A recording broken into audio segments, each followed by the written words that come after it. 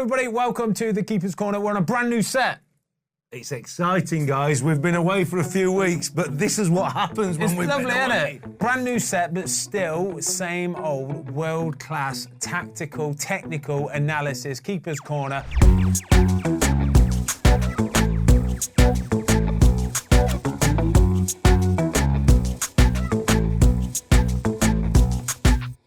We've got three kind of mistakes, goals we feel the goalies could have done a little bit better with, and then we're going to finish off with two worldy saves. Watto, we're going to start at St Mary's. Aaron Ramsdale in goal for Southampton. It's the 98th minute of the goal. It's the 98th minute of the game. Jordan Ayew, set piece, edge of the box. Talk me through it.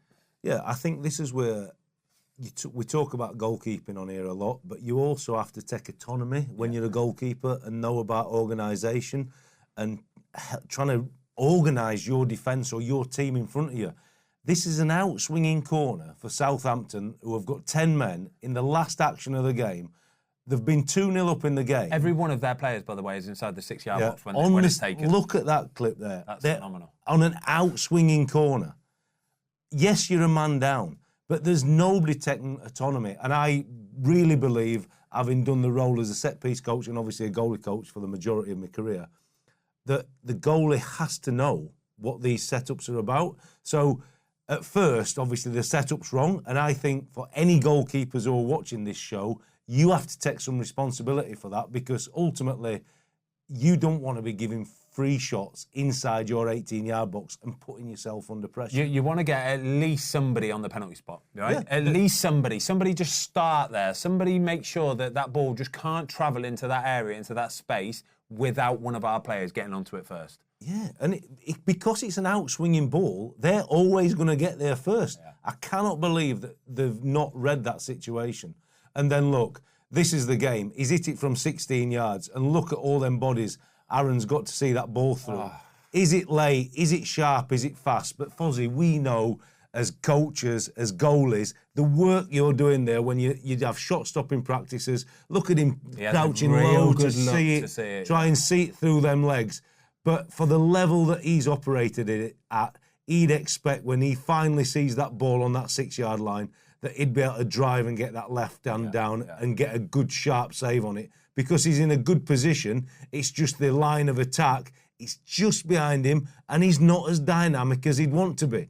But if he's now wanting to push back into that England recognition, he's got to save that with his left hand and get a sharp save on it. I think the reason why this has beat him is because he's kind of scuffed the shot. Yeah. It's not a fully clean contact. No. It's bobbling, it's bouncing. Like you say, it's going through lead, so it's making it really difficult anyway. Yeah. But the fact that it bobbles and bounces just in front of him, I think Aaron Ramsdale, when he gets down to that point there, when the ball finishes that last defender, I think once it goes past him, Aaron Ramsdale's thinking, I've got this. Yeah. I've got down low, I'm in a great position, I'm going to get my hand on it, and I think he thinks he's making the save. The bobble, the bounce is what's done. And I think you see that on his hand, because he chops his left foot away, and when you see from here, you see a good extension, but he just turns his left hand because of the bounce. And as he's turning his left hand, instead of having a flat palm as he shoots at it, he just turns and it hits the bottom of his finger and bobbles in. If he would have struck it crisply, I agree, he'd have drove and the hand would have been locked on it. But he just turns that left hand just on impact there. And it kills him. He'll be and gutted. It's minuscule moments. He'll be gutted. He had a fantastic game as well. He made some brilliant saves. But we're talking about the 98th minute of a game where you were 2-0 up in the game as well. It's an absolute killer blow. But when we're playing goal, that's the moment you want to give your team and you a little bit of glory towards the end of the game. So, very difficult one, but ultimately he'd be a little bit disappointed with that. But as I said at the start of the clip, I think as a goalie, you have to take autonomy for the organisation. Yeah. And somebody's got to take charge and see that situation. So ultimately, he shouldn't have had to deal with the shot. Totally agree. OK, next mistake we're going to be looking at is Alphonse Areola. Tottenham against West Ham. In at the near post, Watto. Very similar, where he's gone down for it. He's got a good contact, but he still doesn't manage to keep it from going in the back of the net, though. Yeah, I think he'll be really, really, really disappointed. West Ham have gone 1-0 up in the game, and as a goalie, you're thinking, right, this is the moment. Clean sheet here. Can we win at Spurs? And actually, he's in a good position. I'd argue he might be half a yard to a yard too high in terms of in relation to his post. But he's not had to shuffle too far. So to me there, he looks in a relatively good set position. Low, hands are low, looks like he's dynamic, good to go. And the ball's not low on the floor. So your favourite there, even though it comes past two legs. And I think just that extra half a yard down the line of the ball would have given him the extra reaction time to shoot that left hand at it and it not beat him. Because I think if it had been half a step or a full step back, he has more time to get that left hand at it. You see his diving line's good. But again, it's at the bottom of his hand because of the timing of the shot. And because he's not had to get caught moving, I think he'll be really, really disappointed. His set position was absolutely perfect. He's read Kulusevski's body language. I think he knows that he can't bend it. He doesn't want to hit it high either. No. He doesn't want to. He knows that he's just trying to and dig it out as much as he possibly can, which means it's going to come low. So he's ready for the low one. His hands are in such a good position. He's good at kicking his legs away and getting down for it. It's just that final execution, isn't it? And that's the bit that, as a goalie, really frustrates you because you've done everything. You've read the situation fantastically. There's tiny little micro steps along the way. And then the final bit is really making that concrete, rock-solid hand, and you haven't done that. And it's the same. It just hits the bottom of his hand and his little finger on his left hand. And these are the things we talk about. If he's half a yard, 3/4 of a yard back, that just splits millisecond. He gets his hand on the ball. It's more than enough. It's more than enough time to see it. Again, it's not a mistake necessarily, but it's something that I think even he would look at it today and go, yeah, I should have kept that one out. Should have kept that one out. Life of a goalkeeper, eh, mate? That's it. OK, then Watto, third and final kind of mistake. Could have done better. We are at Anfield for Liverpool against Chelsea. Robert Sanchez in goal. The winning goal from Curtis Jones, I feel that he needs to be a bit braver here, Robert. He needs to really dive at the ball. He needs to be prepared to get a kick in the face, but he has to chuck himself at Curtis Jones. Yeah, I think when you see the side angle there from that first clip, Chelsea have worked a really good line for him. His back four are on the 18-yard box. Great line, isn't it? And actually, he's in a reasonable position here now. Yes, it's an in-swinging ball, but the back four have virtually kept a high line. So that ball, he knows is coming into him. At this point here, it's not his ball, 100%. Now, on that touch, his back four have kept a high line. If he's not contacted first time, which he hasn't, and you see he's in a good position to react if it's a first-time contact, now, for sure, on a touch, I've got to give it everything. That's 2 yards from my goal line. And you cannot be coming in this half-block, head position in that position. From the touch, you've got to be flying out and taking everything at that point because the line is perfect from the defence. But his weight's just on his back foot and he can't drive forward at the ball. And he ends up trying to be in a spreading blocking position when actually his momentum should have took him forward. I think he's expecting a first-time finish. Yes. I think he's expecting a first-time finish. So therefore, like you say, he starts to sink back a little bit to almost try and react to a save. But then as soon as Curtis Jones takes that touch, and it's a fairly big touch, Watto. It's a fairly big, bouncy, slow touch that should give Robert Sanchez plenty of time to be really aggressive and just go head first, hand first, Superman, smother. The touch is on 8 yards and his final touch is on 2.5, 3. So he's had 5 yards to react in that minuscule moment. But I'm like you, because the body weight's transferred backwards, but instead of coming and driving at the ball, we go into this spread blocking. It's not a spreading blocking action. No. He's got to be driving into the ball and actually scooping and picking it up from his toes. The thing as well is if you are going to do that spread, then you have to commit to the spread as well. You have to keep yourself as big as possible. Keep your arms out. Keep your head focused on your ball, the eyes on the ball, which will mean that you stay in that shape. What he does is, though, he starts to twist.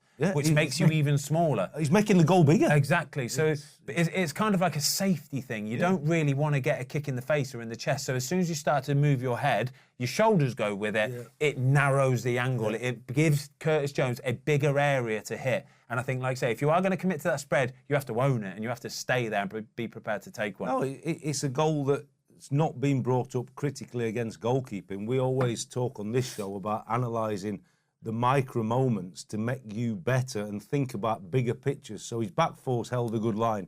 If he doesn't have a first-time contact at your goal, you have to be proactive, not reactive. And because he is reactive, it's a touch in his 6-yard box and it's a goal. Yeah. We can't have that. You've got to be on the front foot and defend the goal better than that.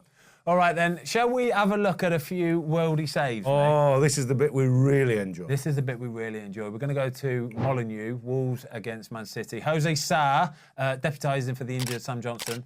He made a couple 3 very, very good saves in this game. Yeah, we could have chosen. But this one in particular, Watto, was just a thing of beauty. Shot from the edge of the box, Savinho.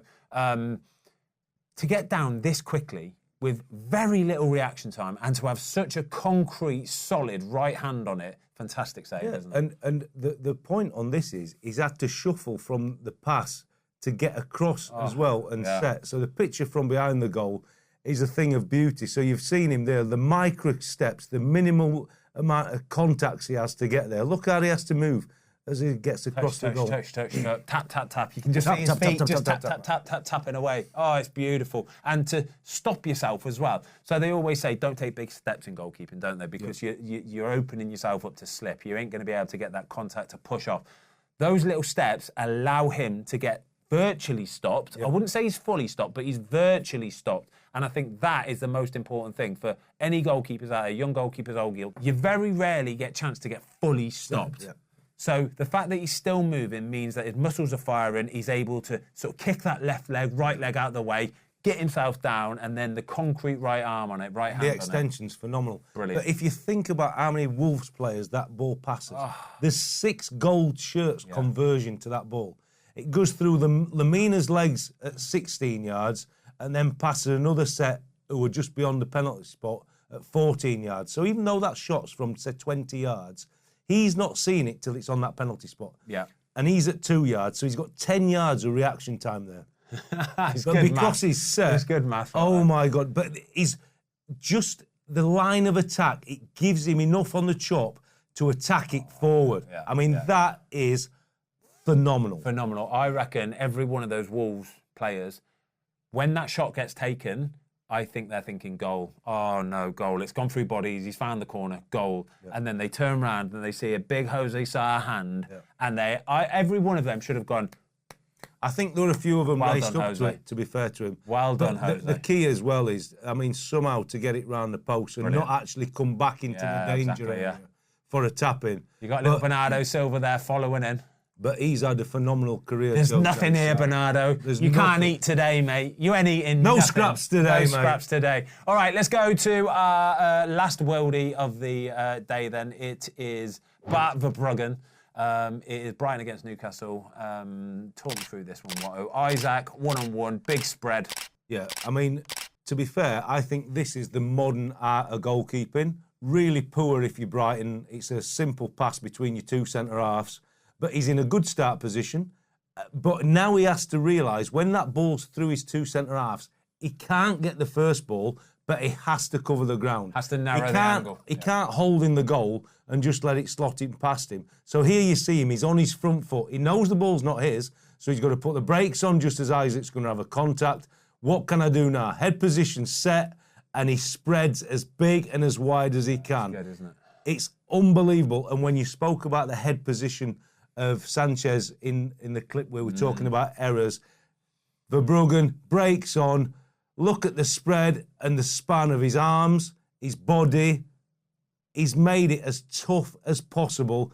And to be fair, this is where you as a goalkeeper earn your core and save your centre-half's bacon. It's very reminiscent. It's almost like a Kasper Schmeichel kind of Alisson hybrid save, isn't it? Where he's sliding out, but he's not fully just lying down on the floor. He's sliding out under control with the slide. Yeah. It's not fully low, not high either, but big and strong. And like you say, it's all about that head position. It's all about that shoulders, having them straight towards the attacker. He's shutting down that angle anyway. He's shutting down the amount of time that Isak has to get the shot off. So Isak almost panics. He has to get that shot off quickly, because if he doesn't, he tries to take it round Verbruggen. Defenders can get back in. Verbruggen might be able to get a hand on it. The only option Isak's got is to take that shot, but he's got to take it quickly. And this is what he forces him to do. But the spread on it is the spread's phenomenal. The head position. Yeah. This is about the work you do pre and post training in terms of flexibility in your shoulders, in terms of you can see how far back his arms are, but also the flexibility in the groins, the hips.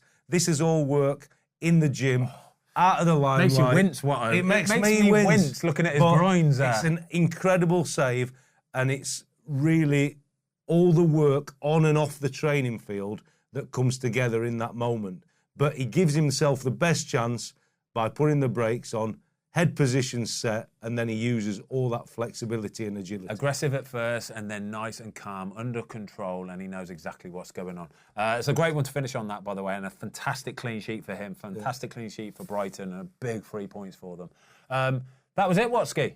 Looking forward to it already next week. It's good, isn't it? It's good stuff. The detail and the data, we do love doing this. I said this to a few of the lads earlier. This is our favourite show to do. I promise you, it's the favourite show to do because it's just geekery. It's geeky, and we're just trying to get everybody a little bit better. It's just that. A little bit. We'll see you soon.